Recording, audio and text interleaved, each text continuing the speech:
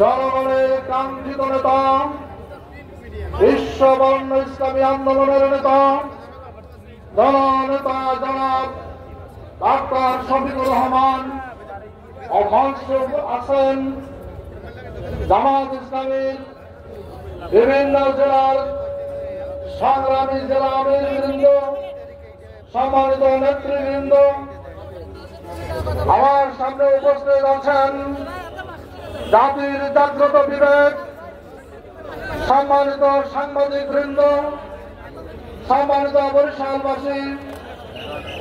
আমি প্রথমে ওই আল্লাহ রাব্বুল আলামিনের শুকরিয়া আদায় করছি যে বিগত 5ই আগস্ট ছাত্র জনতা আন্দোলনের মাধ্যমে বাংলাদেশের উন্মুক্ত ময়দানে কথা বলার মতো সুযোগ আমাদেরকে করে দিয়েছেন।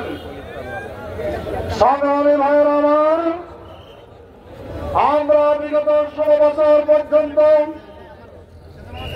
আপনাদের সামনে আমাদের কথাগুলো বলতে পারি নাই।